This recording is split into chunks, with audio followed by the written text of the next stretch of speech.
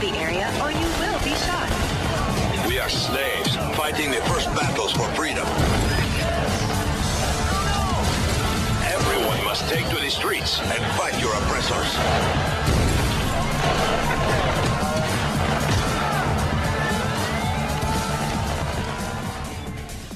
State of Emergency is sort of the 2 in Rockstar's 1-2 punch of crazy crime games. The first one came out late last year. That was Grand Theft Auto 3.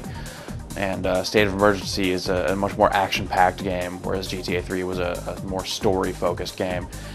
This is almost more arcade style, kind of tries to pick up where games like Final Fight and Streets of Rage left off, kind of bring that into 3D and just make it completely insane.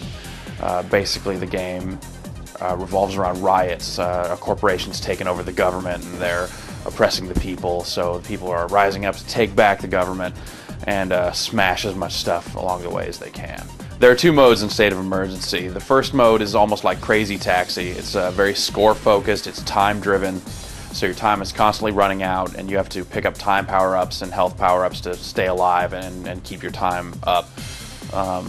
Throughout this, basically, your goal is to earn points, and you earn points by completing objectives or simply killing the security guards or gang members. There are a lot of civilians throughout there too. The game can put like, somewhere between 150 and 200 people on screen at once. So you can kind of run around the crowd and mow down a bunch of civilians, but you don't really get anything for that. In fact, if the civilian penalty is turned on, which kind of comes and goes as you play along with the rest of the bonuses, you'll actually lose points for killing civilians. The other mode is the Revolution mode, which is a story-focused mode. It's very mission-based. You go to someone, they give you a task, you complete the task, you go back to that person or go to another person to get a new task, and so on and so forth. A lot of these missions are kind of like busy work. You're doing some really basic stuff, escorting people around, guarding buildings, blowing up buildings, going and picking up stuff and bringing it from one place to another. And some of them are really well done.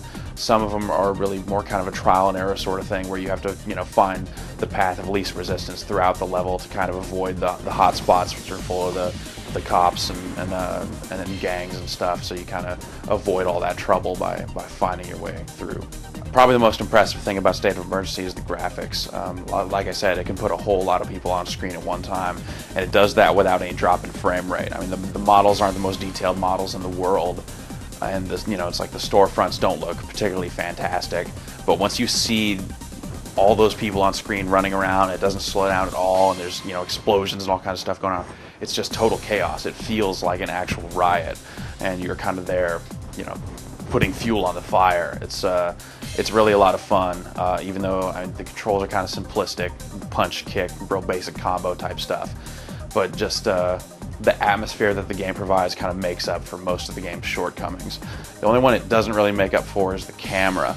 The camera is a real hassle throughout the game. You have to babysit it almost constantly, either hitting a button to swing it around behind you or kind of adjusting it on the fly to kind of see what's behind you, what's beside you, so you can kind of keep track of where the bad guys are coming from. That gets to be a real pain, and occasionally, the action is almost totally obscured by the game, kind of auto-selecting a bad camera angle, so you're really kind of constantly adjusting it. It's a shame that this wasn't addressed before the game was released, because it's probably the game's most glaring problem.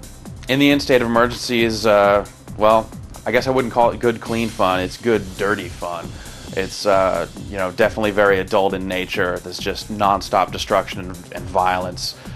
You're taking people's heads off with a shotgun. There's just AK-47, M16, assault rifles, pistols, rocket launchers, flamethrowers.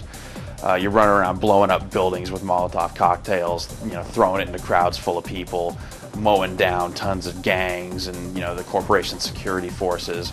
So it's constantly a really, really violent bloodbath. Then, of course, there's the aspect where you just kind of stop playing the game for real and just kind of start mowing down civilians. It's disturbingly satisfying to do so.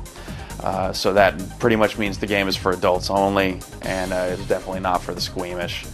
If you feel like you can't handle this sort of thing, then your best bet is just to look for something else and stay far, far away from it.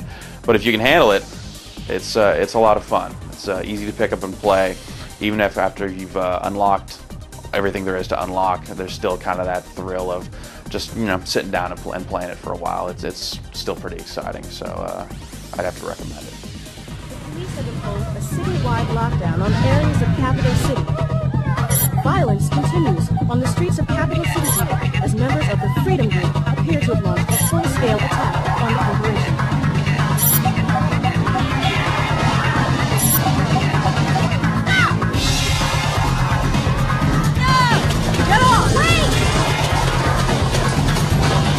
The citywide state of emergency is still in effect.